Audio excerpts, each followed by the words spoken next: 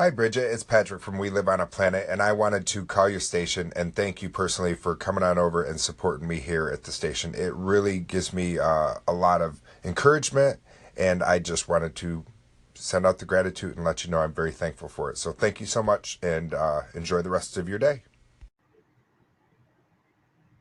And welcome to the Writers Corner live show. On the show, we connect authors from around the globe to each other and to their readers. On the Writers Corner live show, you will meet both seasoned as well as new and aspiring authors. And our featured author for this week is Brian L. Tucker. Combining his love for the ocean and the messaging of anti-bullying, he wrote The Scary Grey Shark, showcasing how a shark might handle adversity at sea. Don't go away. We will be right back.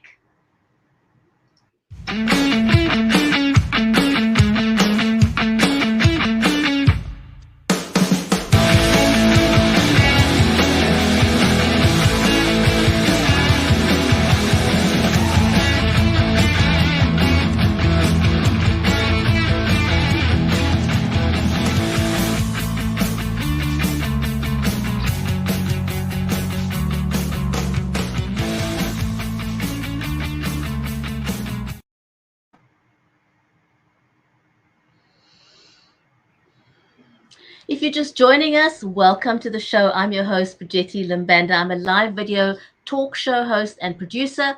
I'm passionate about social needs such as the water and energy crisis and special needs education, as well as responsible social media advocacy.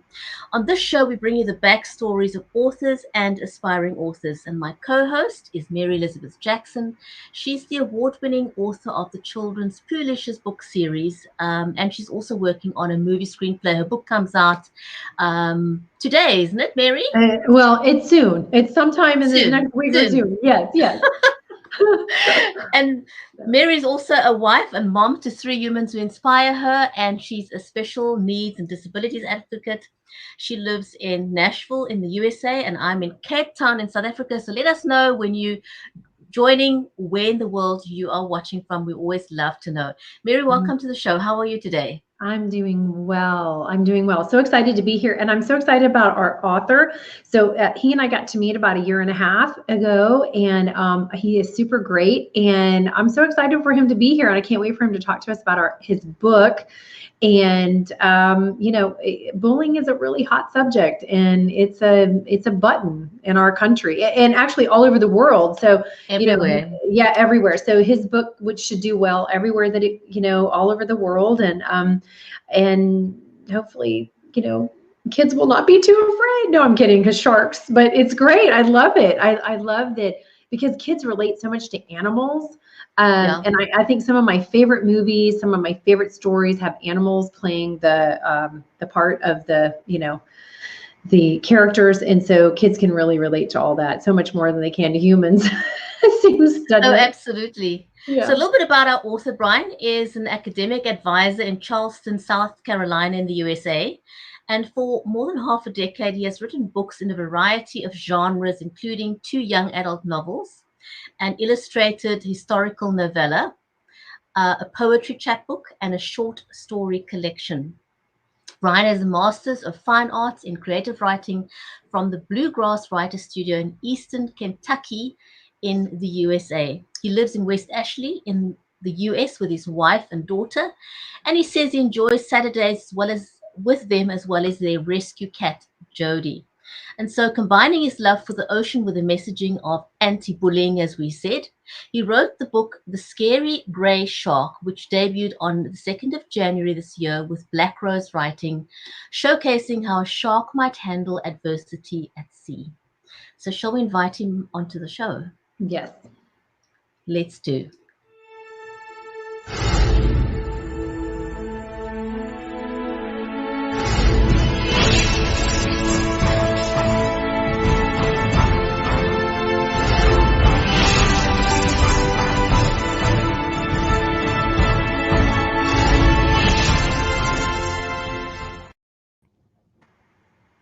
Hi, Brian. Good morning. Hello. How are you all? Oh, we're good. You know, I want you to talk to everybody about, you know, Burgetti's reading your bio and everything, and you have so many different genres that you've written in, and I think that's important for you to discuss here. I mean, for me, I know for me it is because I am in children's, but I will branch out, you know, because I have other things that to write about that are calling, you know.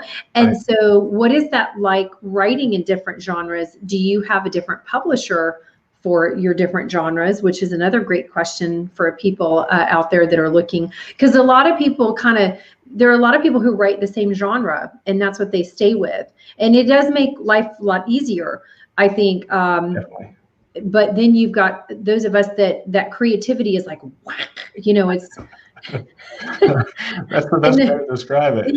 yeah, just like an explosion of ideas and thoughts and loves and passions, and it's like, how do you do all this? So Exactly. that, I think that I would love for you to start there, because you do kind of cover a wide variety of things in your writing. Yeah, definitely. I do appreciate you guys having me, on again, and congrats to your book coming out so soon. You know, So exciting. it's like, yeah, having a baby birth into the world, and that's probably the best description. This from 2014, as Brigitte was saying, to present.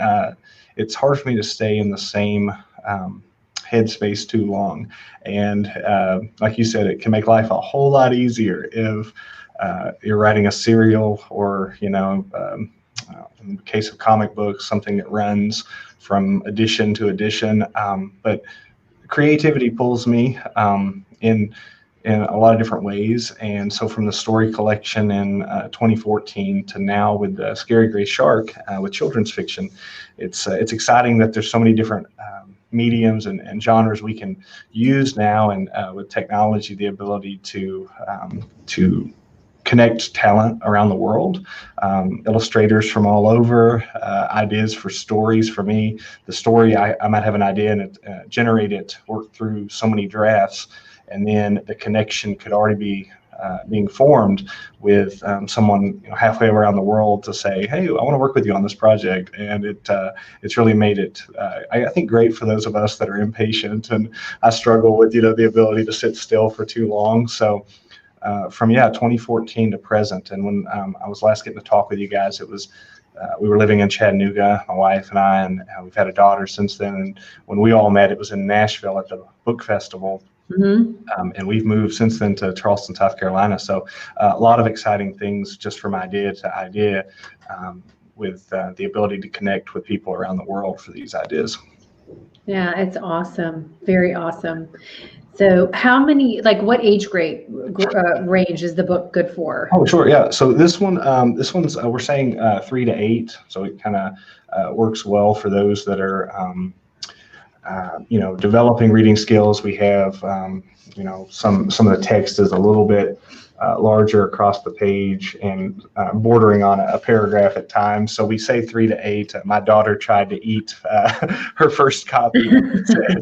We realized halfway through the book, I barely made it halfway, that we'll save it for when she's a little bit older. She's just now 1.5 years. So it can look like a shark ate it. Exactly. Yeah, that was the joke. Was in the book I put in the dedications section that it's for her first shark encounter, because when she was developing, she was constantly swimming. I'm sure that was very uncomfortable for my wife. Yeah. Yeah. I like that. I totally like that. I want to say welcome to our audience on Facebook, and also to our audience on LinkedIn. Thank you for joining us live. So Brian, the Scary Gray Shark, how did that story come about? What was it that made you want to write about bullying? I think when we learned we were having a daughter for me instead of a son, and we joked back and forth about this is going to be a different learning curve, and I got to be okay with that. And thought about then, maybe what she would encounter when she grew and was a little bit older. The topic of bullying, originally I'd thought shark, and you have the dolphin, which is the kind of assistant and the mother figure, and just, even had Jodi in there. You mentioned the rescue cat earlier. I had her with snorkeling capabilities in the first draft of the book. I thought that might be a bit too far of a stretch, having a cat with snorkeling gear attached to the shark fin. So scaled back and kept Zella as the central shark and Leah as the dolphin. Interesting. I mean, the shark and the dolphin, the two meeting up, and you using those two to help people see that, or help them find ways of dealing with bullying. It's a very real thing, whether and it's not just for kids at school. Right. Bullying is something that carries on right throughout your life, and the effects thereof carries on right throughout your life. And you have bullying in the workplace, Exactly. and adults that don't know how to deal with bullying. I mean, I know people that has left their workplace because they couldn't deal with bullying from colleagues, from supervisors. It's a very real problem, and I think it's something we don't talk about often enough. I don't think people are too embarrassed to say that I'm being bullied. Right. Yeah. I mean, it goes across genders, and working with animals, as you said, pets. Young readers connect so quickly to that, and I try to think of what was more universally feared and bullied in the realm of oceanic life than a bull shark, and the idea that one would not be ferocious but timid, outwardly ferocious and look with the teeth going every which way, but how to make it so that the Zella is more humane and in a lot of ways less scary than the family of dolphins that she swims into with when she. Yeah. Wow. Everybody thinks dolphins and they're cuddly, Oh, yeah, right. Exactly. So, the other thing that's kind of interesting is you're people who want to write may not think about this. Your marketing has to be completely different for pretty much your age range, and your genre. It's a whole different world. And I'm saying that because I'm in it.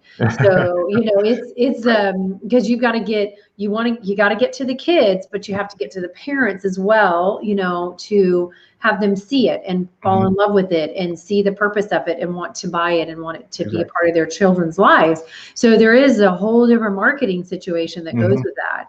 Yeah, definitely. And as you've done, I mean, with children's books, if you write from that space of, it starts out maybe as a labor of love and it's tied to the family.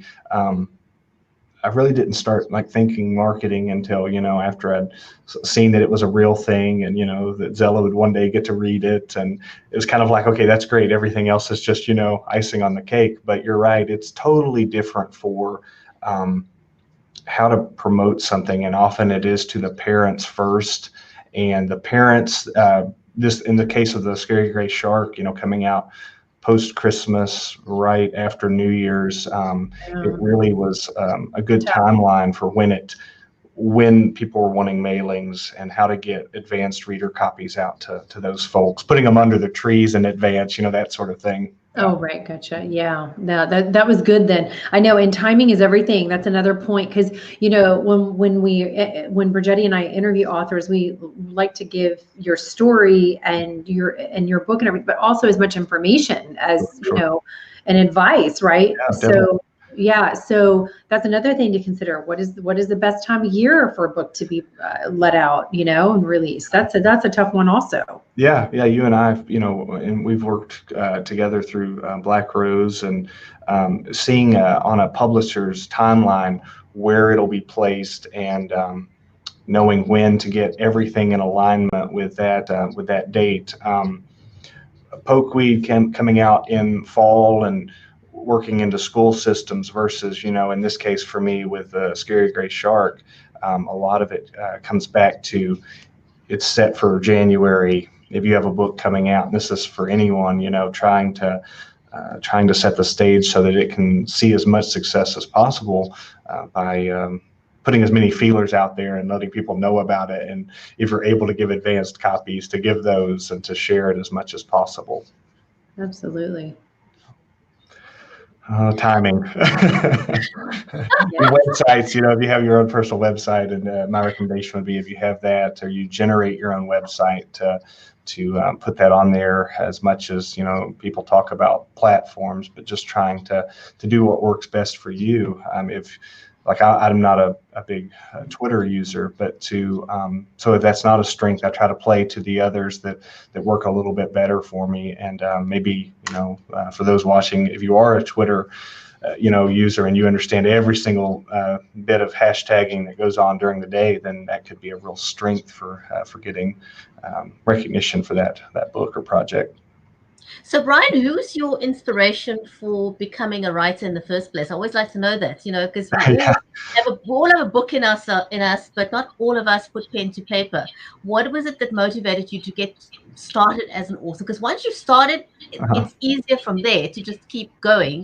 But what was it that propelled you into writing in the first place, and who kept you there? Well, I think you asked me that and it's so fitting for with Pokeweed being an illustrated historical novella to now writing what is sometimes cliche, but if I could take you on that trip to where I'm from, my hometown really just exudes storytellers, a lot of that oral tradition, and people would sit on the porch and want to talk about what happened during the day. And that's something I still look forward to, is getting to talk with family and friends who are like, well, guess what happened to me the other day? And it could turn into an all afternoon or evening, a bit of back and forth, joking, laughing, because things just seem so surreal, and the best fiction is what we see in our everyday lives right now. So it's just great to kind of separate from all of the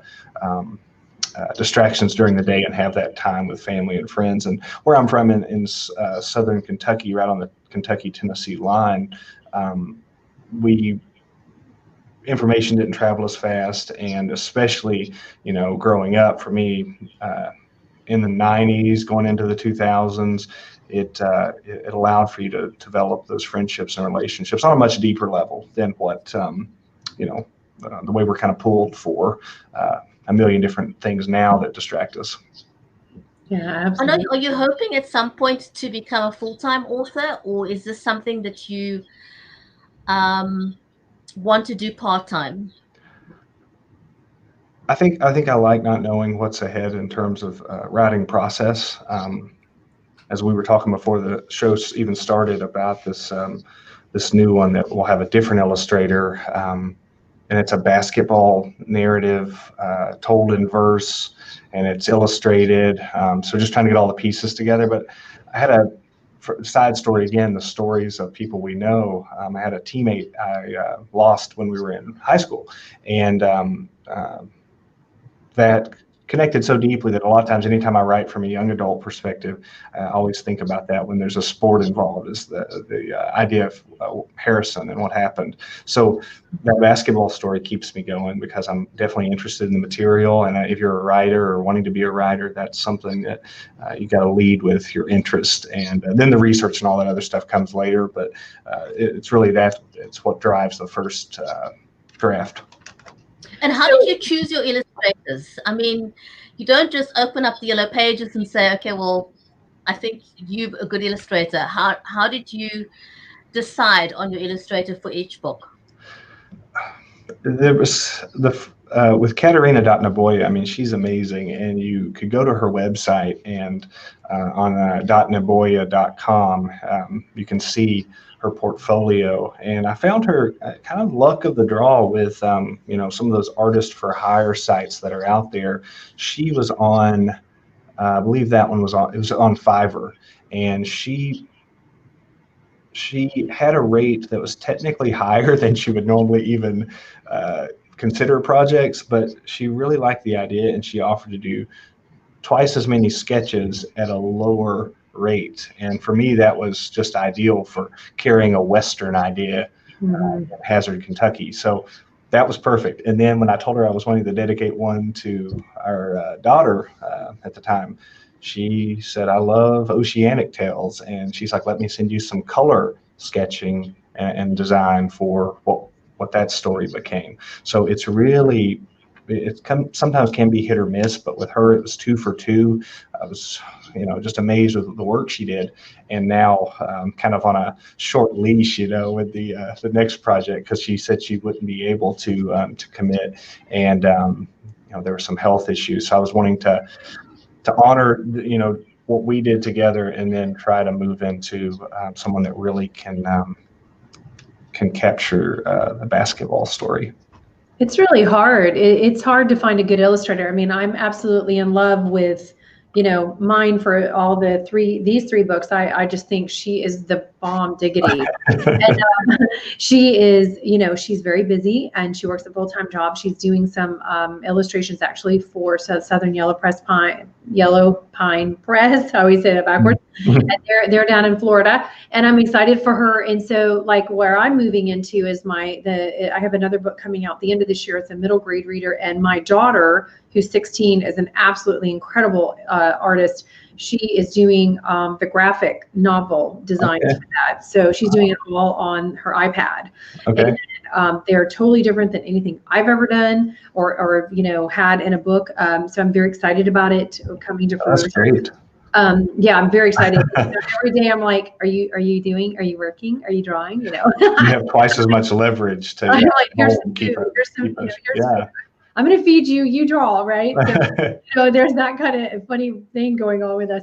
But I do know that report back to me, at any time. Yeah. Right, yes, I'm not feeding you until you draw today. But the other thing is looking into anybody out there looking for illustrators. You can contact art colleges and art schools. Definitely. Sometimes you can find a really good illustrator there who they may not necessarily charge you because they want to get published, but you could put them on a contract with you, and they could get royalties that way. So that's a way to get an artist or illustrator out into the world. So that's another thing that can be done as well. Idea. Yeah, the portfolio that they get to build while developing as an artist. Yeah. Right. Yeah. But it is kind of like we hang on to them. We're like, we love you because I can't draw a stick figure. Right. So can you please help me? Don't go anywhere. I've seen what mine look like in the illustrations, and they're not great. You're right. Brian, is there a favorite part in the book that you could read for us? Sure. Yeah. I love the, it's kind of right in the description leading into the what would be the climax of the book, and she designed the preliminary Zella moments in anticipation of revealing the friendliness and the fact that bullying isn't needed at all because she's just outwardly scary. I love this one. It says she frowned as she swam in the warm summer waves, crooked teeth pointing every which way, north, south, east, and west. And I love that she put, throughout the book, jellyfish and smaller fish that were beautiful. She did a great job. That's really beautiful illustration. Absolutely. That's so cool. Yay. Well, congratulations to her. Thank you. Thank you so much. Yeah. So where can people find your books? Yeah. I told you before Christmas, I felt like I was, those requests, I want it under the tree. I want it under the tree for this many kids. Where can I go to? Pre-orders through Black Rose Writing, and now they have it fixed on their site as a children's book under children's fiction, and obviously Amazon or anywhere.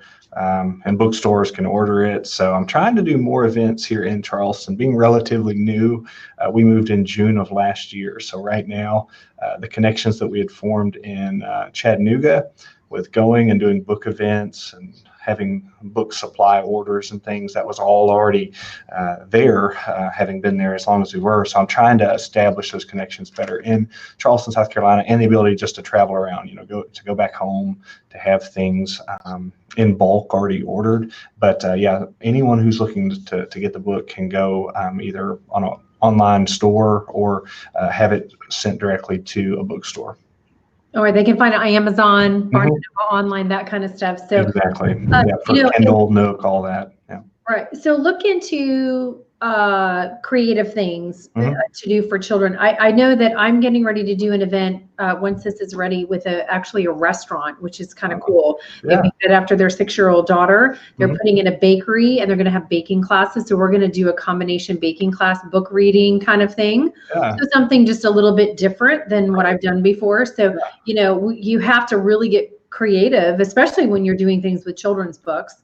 Exactly. I work at a college, and it with higher education, the events for young adult novels would flow much more easily. But again, going back to what you said with genre and demand, you know, the marketing side is totally different. So for children's fiction at a collegiate library, as opposed to at somebody's house or in a storefront that would really connect to it.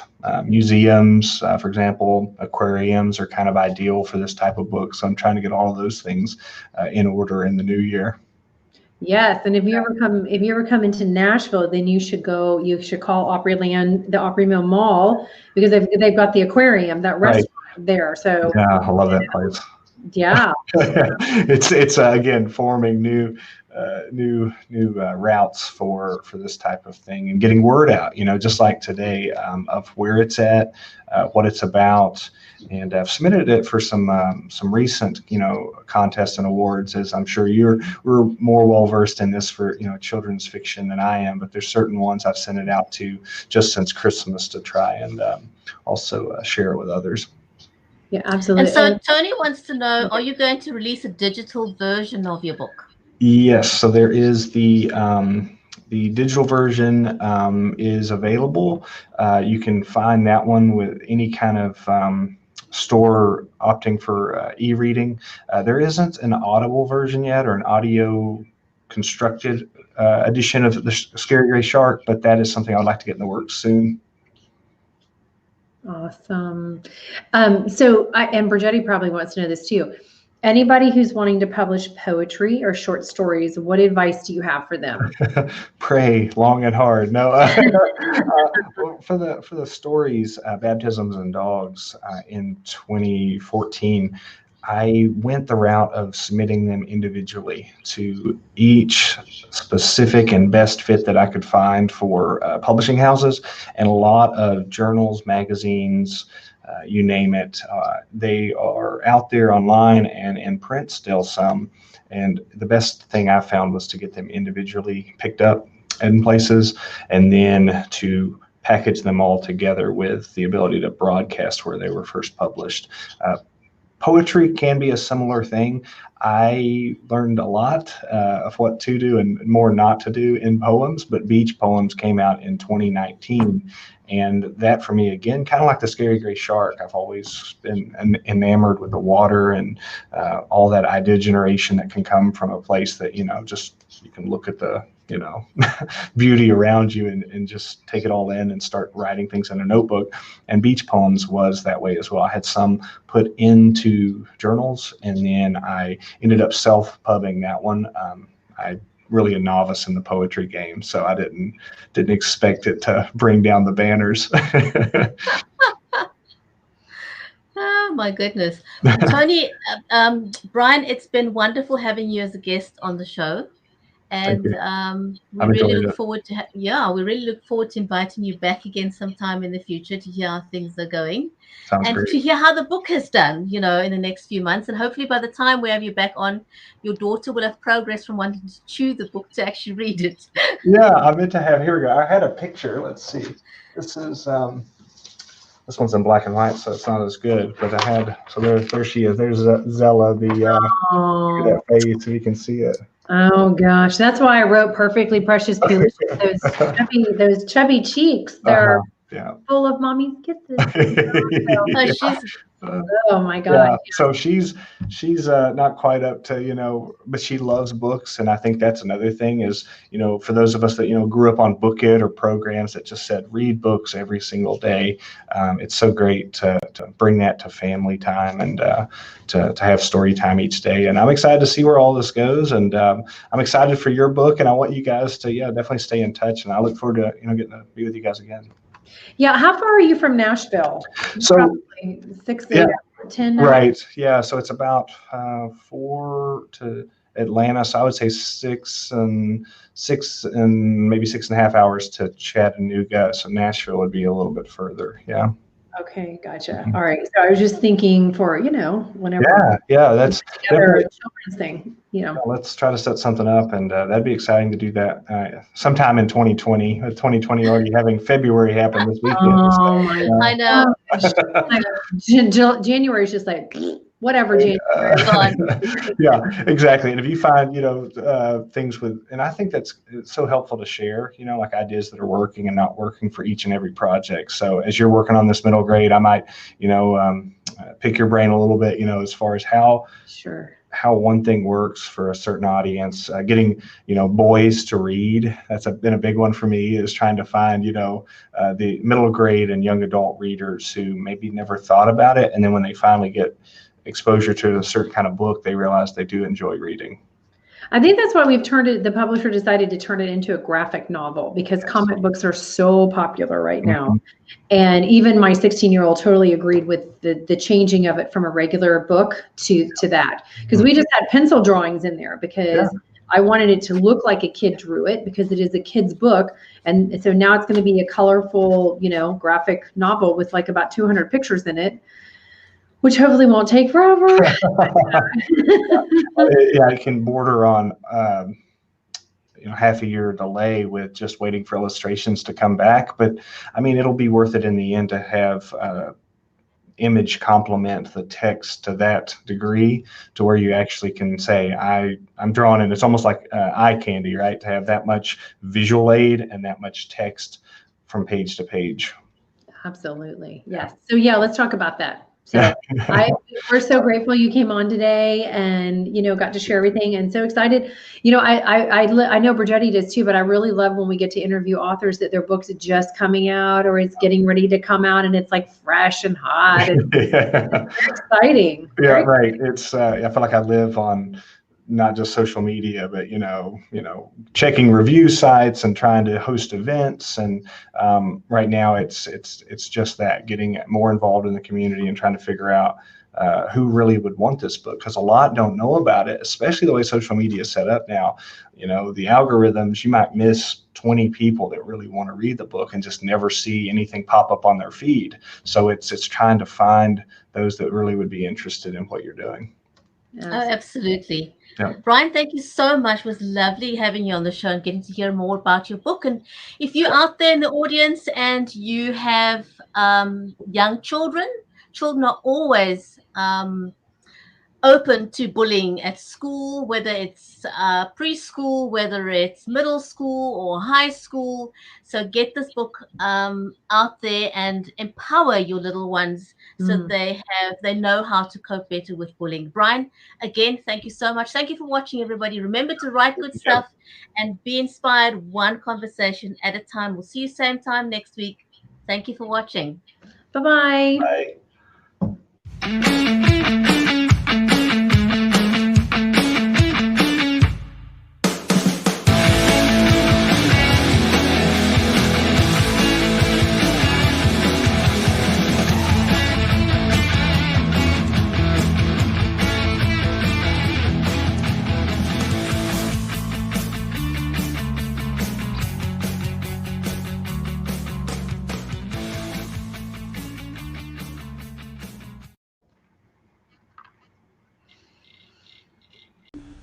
Hopefully I'm saying it right, but hey, Brigetti, this is Timo from the Bureau of Impact, and we have an open call out to the Anchor Nation and would love your thoughts, your audience thoughts on the simple question, what is money?